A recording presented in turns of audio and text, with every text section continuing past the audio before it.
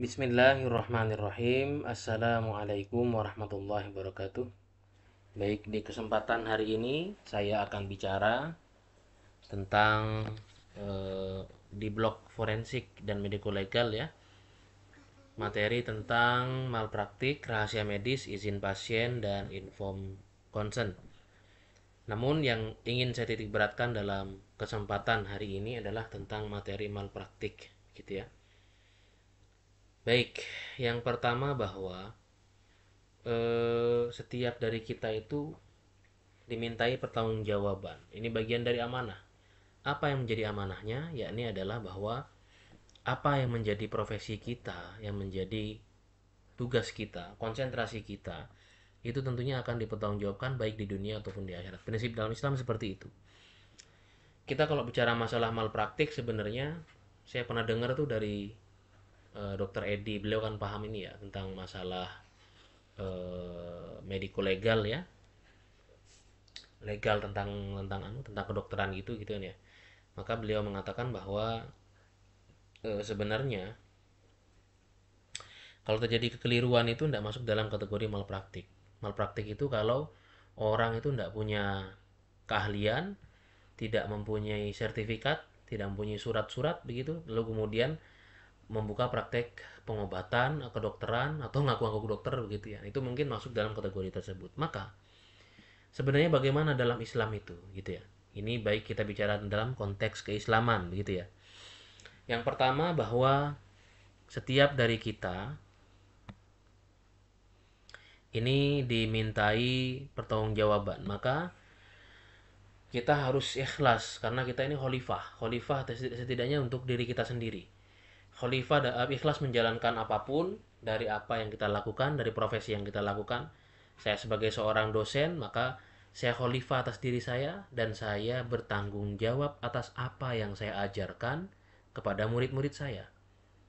Profesi yang lainnya, seorang bos, seorang pemilik perusahaan juga demikian, termasuk seorang dokter begitu ya, mempunyai tanggung jawab atas apa yang dia lakukan. Maka semuanya harus diniatkan lillahi ta'ala sebagaimana sabda Rasulullah, innamal amalu binniyat wa innamal likulli imri'in ma nawa.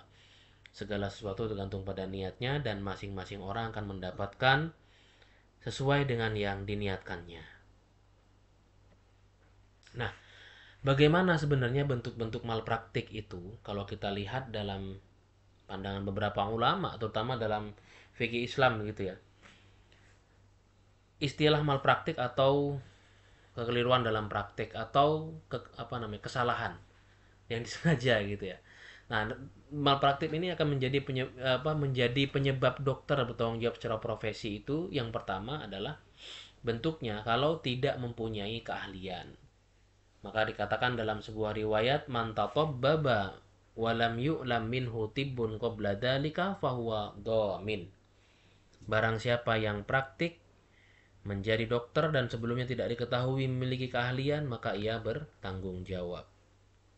Ya, jadi kalau ada orang nggak pernah sekolah kedokteran atau orang misalkan nggak pernah sekolah, nggak tahu ilmu akupuntur, refleksi atau yang saraf-saraf gitu, itu kan ada itu ya, terapi-terapi gitu, itu nggak pernah belajar, tahu-tahu buka kesehatan apa namanya praktek kedokteran gitu, praktek penyembuhan gitu, maka ini dia tidak punya keahlian, dia ya dia terus bertanggung jawab. Menyalahi prinsip-prinsip ilmiah seorang dokter, tentunya kalian kan belajar tuh ilmu-ilmunya begitu ya. Kalau ternyata menyalahi prinsip ilmiah, mulai dari diagnosanya, kemudian mulai dari pemberian obatnya dan lain sebagainya, kok keliru, maka bertanggung jawab gitu ya.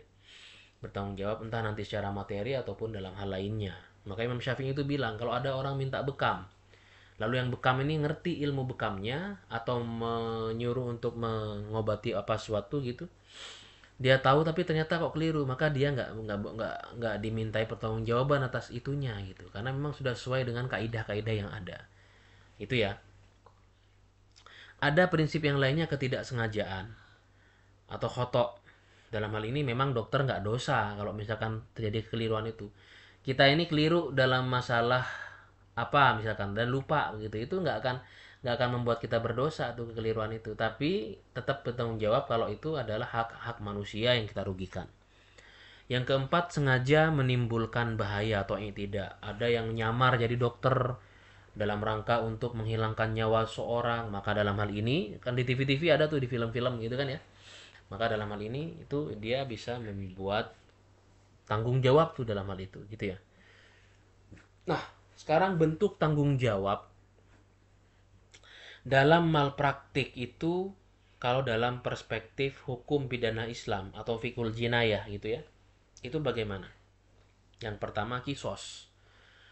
Kisos itu kan nyawa dibayar nyawa, begitu ya. Nyawa dibayar nyawa, maka dalam hal ini kalau seorang itu sengaja melakukan praktek-praktek yang salah dalam rangka menghilangkan nyawa orang tertentu, dalam hal ini dia bisa kena kisos tuh kalau diinvestigasi kok ternyata benar gitu ya.